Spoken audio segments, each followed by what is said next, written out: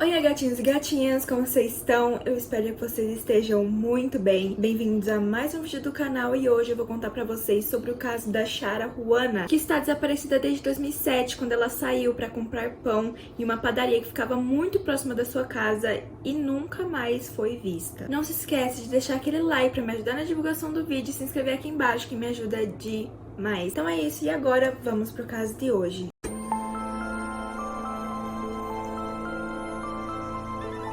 Shara Ruana nasceu no dia 22 de outubro do ano 2000 e tinha 7 anos na época do desaparecimento. Ela morava com seus pais Pedro e Alzenira no sul da cidade de Manaus e tinha 3 irmãos mais velhos. A família levava uma vida simples e morava em uma casa muito simples no sul de Manaus. A Shara era uma menina extremamente alegre, obediente e muito esperta para sua idade, que era 7 anos. E ela também era muito apegada aos pais, à família no geral, então ela sempre estava ali junto o dia inteiro. Ela era muito grudada, principalmente com a mãe, mas ela também era muito apegada ao pai e aos irmãos. Como já tinha chegado o aniversário dela, os pais planejavam fazer uma pequena festinha ali na casa deles mesmo na semana seguinte, e a Shara estava muito ansiosa para esse dia chegar. Um dia antes da festinha, durante a tarde, a Shara e seus irmãos ficaram brincando na rua com alguns vizinhos, e quando chegou o final da tarde, eles foram para dentro de casa de novo, e a Shara foi direto dormir porque ela falou que o tempo passaria mais rápido caso ela dormisse, porque ela estava muito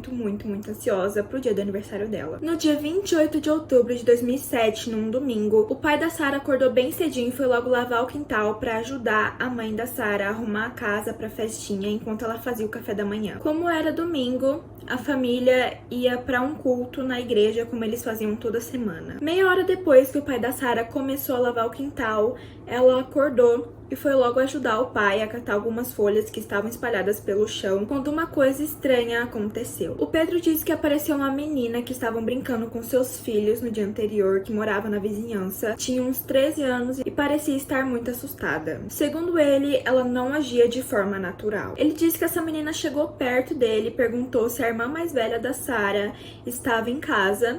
Ele disse que não, que ela tinha ido pro culto naquela manhã e a menina foi embora. A Shara e o pai terminaram de limpar o quintal e voltaram pra dentro de casa quando a menina apareceu novamente perguntando pela filha mais velha do homem, e ele disse que ela não estava em casa e o que a menina queria tanto falar com a filha dele. Ele achou muito estranho porque ainda era muito cedo e essa menina não costumava visitar a casa deles, não era tão próxima da filha mais velha. Então ele achou muito esquisito, mas a menina apenas disse que queria falar com ela. O Pedro reforçou que ela não estava em casa e que ela ainda estava na igreja, e a menina foi embora. O Pedro comentou com a filha mais nova, a Shara, que ele iria comprar pão na padaria depois que ele tomasse um banho, e quando ele estava entrando no banheiro, a Shara se ofereceu para ir à padaria. Afinal, a padaria era bem pertinho da casa deles e ela já tinha feito o caminho várias vezes com os irmãos e os pais. A mãe obviamente negou, falou que ela não poderia ir sozinha até a padaria, mas depois de algumas insistências, a mãe acabou cedendo, mas ela falou para que a Shara voltasse logo, tomasse cuidado e não falasse com absolutamente ninguém na rua. Quando a Shara saiu de casa, ela vestia um short laranja, uma blusa azul e um par de chinelos. Mais ou menos no meio do caminho até a padaria, a Shara deu meia volta, voltou para casa e falou para a mãe que ela iria passar em algum lugar antes da padaria. Só que a mãe não entendeu muito bem, então como ela queria que a filha fosse e voltasse muito rápido, ela apenas falou: "Vai, filha, vai logo". E a menina saiu. O Pedro acabou o banho, sentou à mesa para esperar a Shara voltar e, segundo ele, nesse momento que ele sentou na mesa, ele sentiu um aperto no coração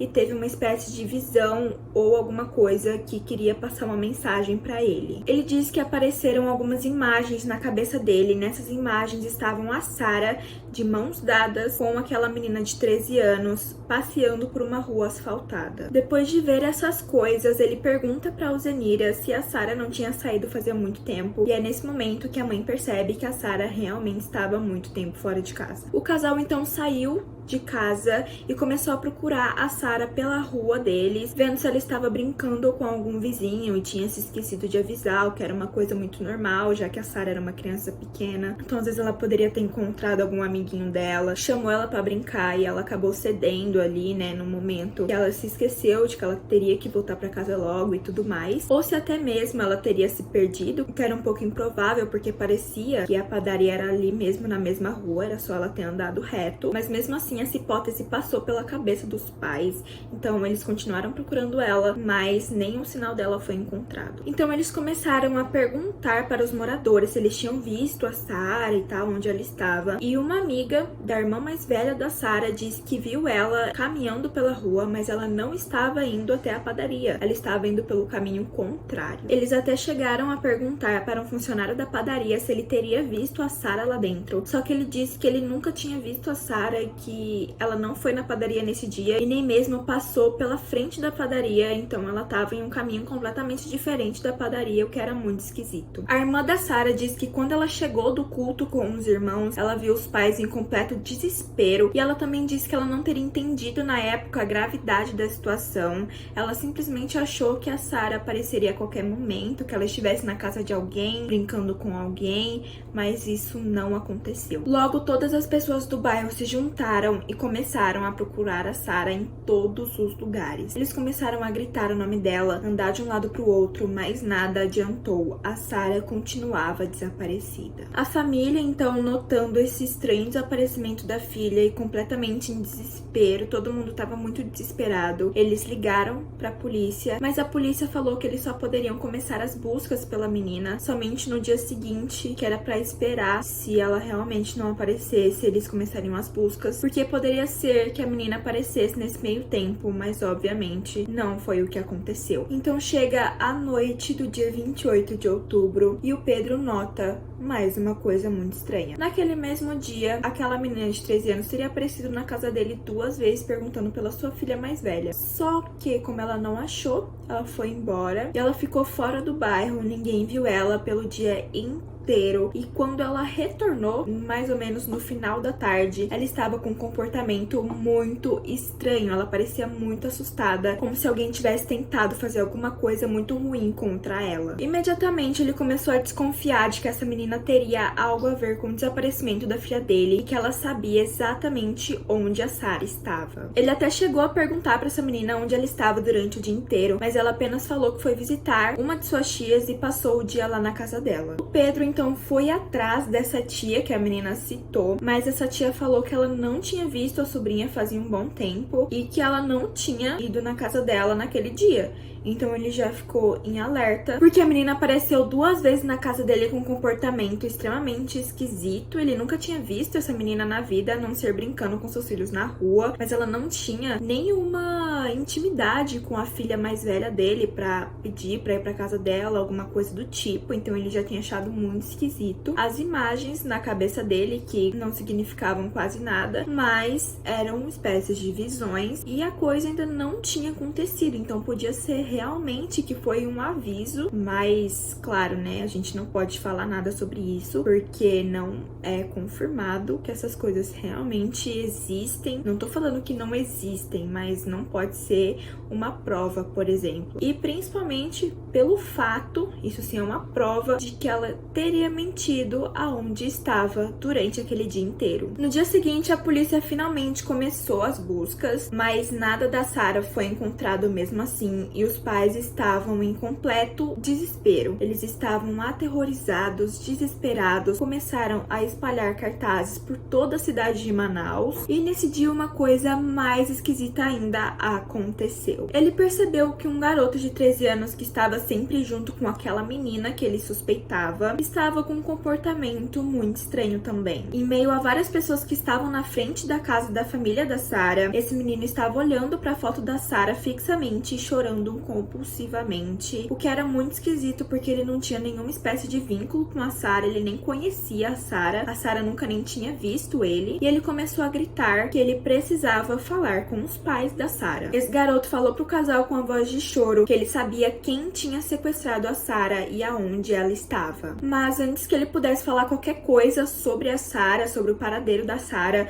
o telefone da casa tocou e a voz do outro lado era a voz de um homem perguntando por esse menino menino. E ao ouvir a voz desse homem, esse menino começou a chorar novamente. Ele disse que não poderia contar, que ele não contaria mais nada, porque esse homem que estava na chamada iria machucar ele, iria matar ele. A família tentou acalmá-lo, falou que ele estava protegido pela polícia, que ninguém deixaria nada acontecer com ele. E horas depois ele pareceu se acalmar e falou que levaria a polícia e os pais da Sarah até o lugar que ela estava. Ele foi colocado dentro de um carro da família junto com os pais da Sarah e ele foi dando a direção do caminho enquanto a polícia seguia. Os carros atravessaram a cidade inteira e chegaram até um rio. E nesse momento o menino começou a chorar de novo e falou que ele não poderia contar, que ele seria machucado, que ele seria morto. E aí a família da Sarah e os policiais ficaram muito frustrados. No dia 30 de outubro, a polícia foi junto com os pais da Sarah até a casa desse garoto. E quando eles chegaram lá, o garoto abriu a porta e ele falou diretamente assim: eu vou falar tudo que sei. Só que nesse momento, o braço dele foi puxado pela mãe. E a mãe disse: você não vai falar nada aqui. Tudo que você tiver pra falar, você vai falar na delegacia. Esse garoto foi levado até a delegacia, interrogado. Mas segundo os policiais, nada do que ele falava tinha sentido. Ele apenas contava histórias. Ele foi interrogado junto com aquela outra menina de 13 anos durante 6 dias. Mas as autoridades falaram que nada do que eles falavam parecia verdade. Eles mudavam a versão toda vez que eles iriam contar. E todas as versões não eram nada parecidas umas com as outras. O Pedro também chegou a ser interrogado e chegou até inclusive a ser acusado de ter vendido a sua própria filha e pressionado para confessar algo que ele claramente não fez. O que foi assim uma coisa muito ruim, porque ele já estava passando pela pressão de ter sua filha desaparecida e ainda estavam acusando ele de uma coisa extremamente séria e uma coisa que ele claramente não tinha feito. Em algum momento as autoridades descartaram o garoto e a garota de 13 anos porque eles falaram que eles não sabiam de absolutamente nada, que eles estavam apenas inventando histórias e que eles queriam apenas chamar a atenção, o que realmente acontece em alguns casos, tá? As pessoas realmente começam a especular as coisas e a falar que sabe de alguma coisa só pra ganhar alguma atenção da mídia, mas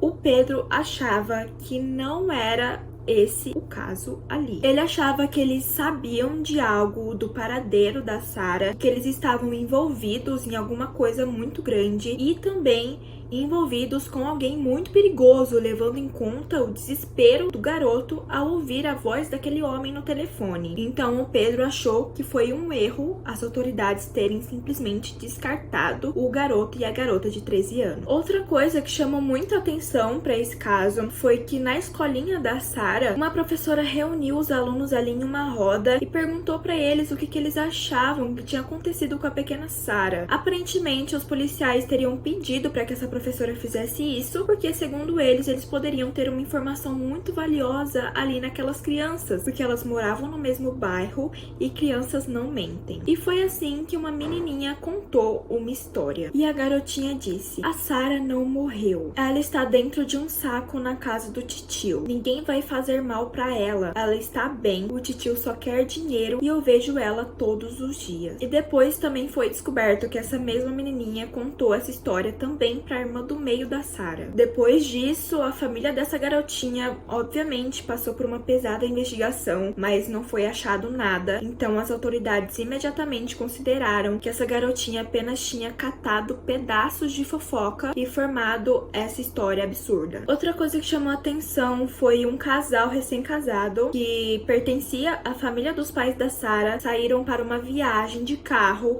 e nesse carro as pessoas viram uma menininha mais ou menos da mesma idade da Sarah e falaram que esse casal passou cerca de 3 meses fora e depois, quando eles voltaram para casa, a menininha não estava junto com eles. Eles estavam sozinhos e foi confirmado por testemunhas que esse casal não tinha filhos. Então, quem era aquela criança, ninguém nunca vai saber, porque essa história foi passada para a polícia, mas nada foi encontrado. Alguns meses depois do desaparecimento da Sarah, os pais dela receberam uma ligação de um senhor falando que a Sarah estava bem longe do Brasil, que ela estava vivendo com uma família rica venezuelana, que não era para ele ter contado essa situação, só que ele teria se sentido muito mal vendo os esforços da família para achar a garota, então ele resolveu contar. E ele terminou a ligação falando que eles nunca mais a veriam, mas que era para parar de procurá-la porque ela estava vivendo uma vida boa de gente rica. E depois disso, a família começou a receber vários trotes por telefone, então a polícia rapidamente descartava essas histórias. Eles não acreditavam mais em fofocas e nem em especulações. O tempo passou e mesmo com as buscas e investigação, nada da Sarah foi encontrado. A família nunca mais foi a mesma, eles estavam muito desesperados, muito tristes pela perda da Sarah, e as crianças da comunidade do bairro